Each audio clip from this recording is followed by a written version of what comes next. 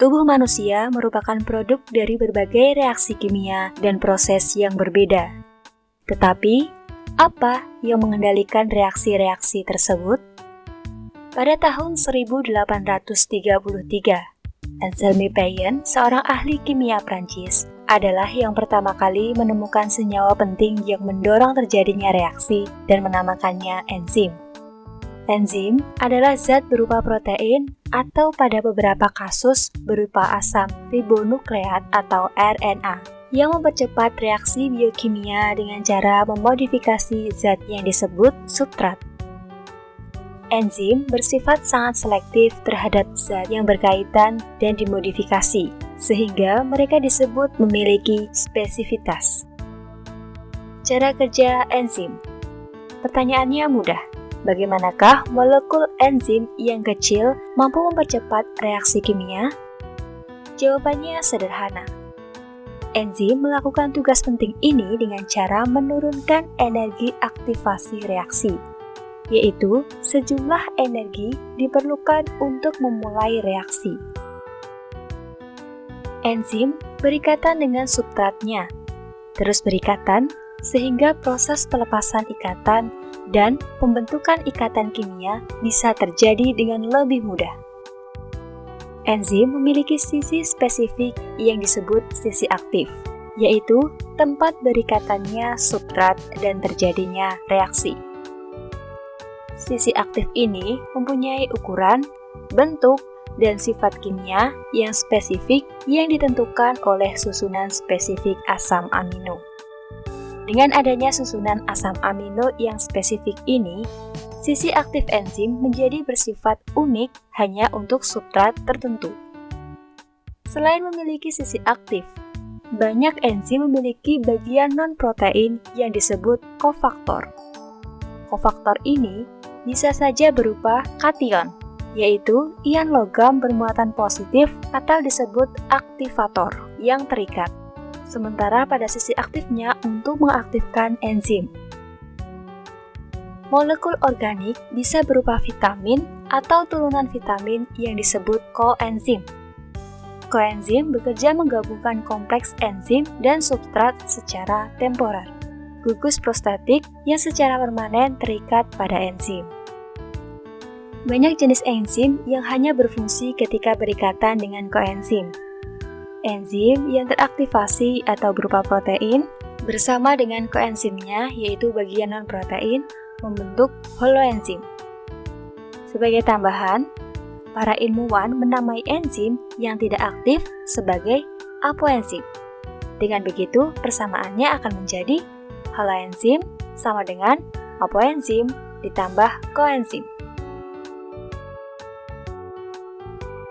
Model cara kerja enzim. Hipotesis, gembok, dan kunci. Ini adalah model paling sederhana untuk menggambarkan cara kerja enzim.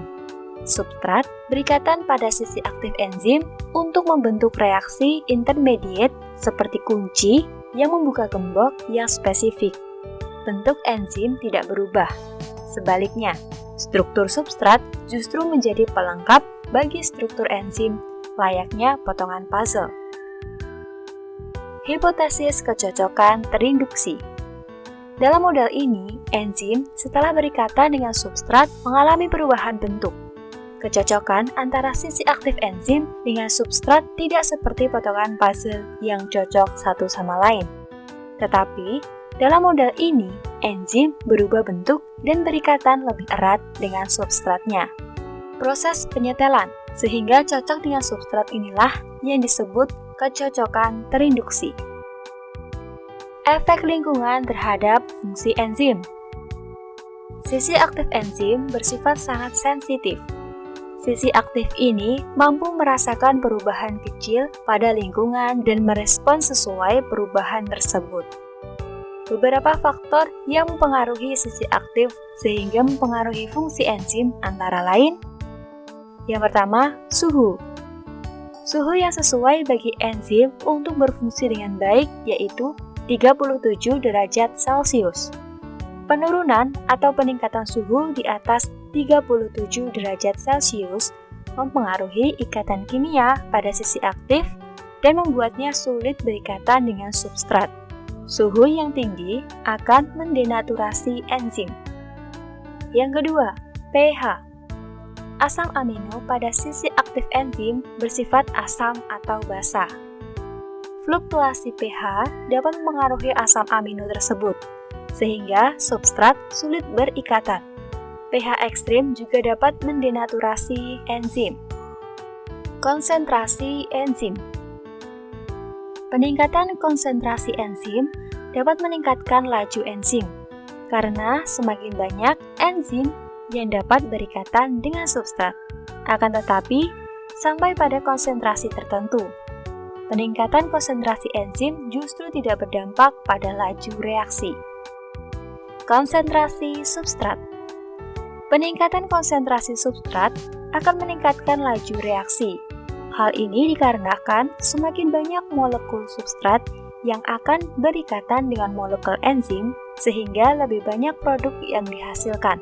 Tapi sekali lagi, efeknya hanya terjadi hingga konsentrasi tertentu. Penghambatan aktivasi enzim.